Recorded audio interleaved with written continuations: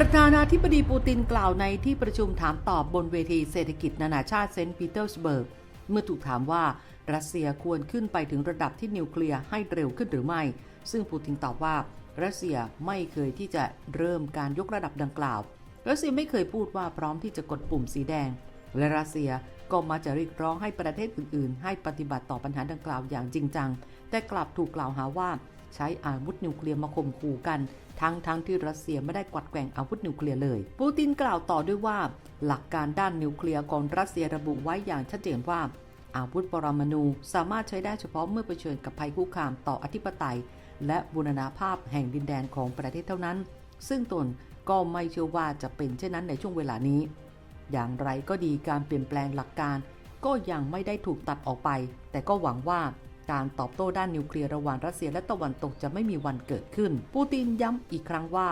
รัสเซียไม่มีเหตุผลที่จะต้องคิดถึงการใช้อาวุธนิวเคลียร์และไม่จำเป็นต้องเพิ่มระดับนิวเคลียร์ด้วยซ้ำอุตสาหกรรมการอาหารและการป้องกันประเทศของรัสเซียมีประสิทธิภาพและมีความสามารถมากกว่าศัตรูทั้งในเรื่องของรถถังและการบินรวมถึงการผลิตกระสุนในรัสเซียก็เพิ่มขึ้นเป็นทวีคูณท่ามกลางความขัดแย้งที่ดำเนินอยู่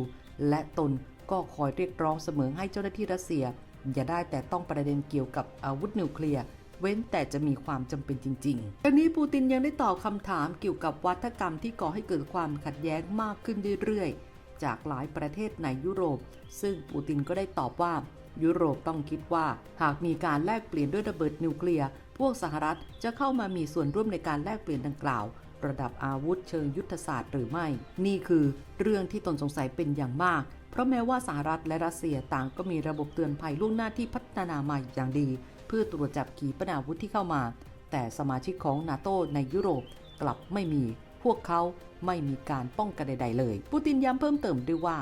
รัสเซียมีระบบเตือนภัยล่วงหน้าที่มีประสิทธิภาพและมีคลังแสงนิวเคลียร์ขนาดใหญ่รวมถึงอาวุธนิวเคลียร์ทางยุทธวิธีซึ่งมีพลังมากกว่าระเบิดที่สหรัฐทิ้งที่ฮิโรชิมาและนางาซากิ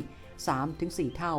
ซึ่งสหภาพยุโรปไม่มีเลยทั้ง2 อย่างพวกเขาไม่มีการป้องกันใดๆเลยและมีเพียงสหรัฐเท่านั้นที่มีกำลังการผลิตที่เทียบเคียงได้แต่รัสเซียมีสิ่งเหล่านี้มากกว่าหลายเท่าทั้งในทวีปยุโรปด้วยและแม้ว่าสหรัฐจะนำสิ่งเหล่านี้มาให้ยุโรปรัสเซียก็ยังมีมากกว่านั้นหลายเท่าในช่วง2 ปีที่ผ่านมาสหรัฐและพันธมิตรได้ส่งอาวุธกระสุนและอุปกรณ์ไปยังยูเครนพร้อมกับยืนกรานว่า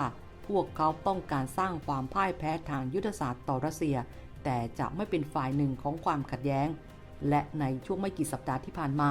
สหรัฐอังกฤษและสมาชิกนาโต้ประเทศอื่นๆต่างพากันประกาศว่าพวกเขากำลังยกเลิกข้อจำกัดการใช้อาวุธของยูเครนที่จะโจมตีเข้าไปในรัสเซีย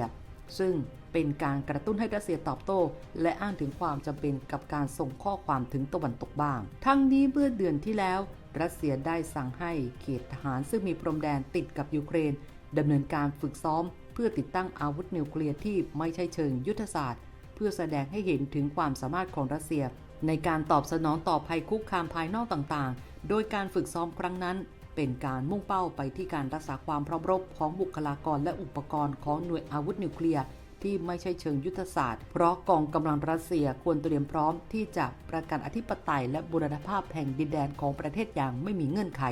ท่ามกลางคำแถลงที่ยั่วยุและคำขู่ของฝ่ายตะวันตกซึ่งทางนักวิเคราะห์ได้แสดงความเห็นเอาไว้ว่าเป็นการสร้างความตื่นตระหนกให้กับชาติตะวันตกได้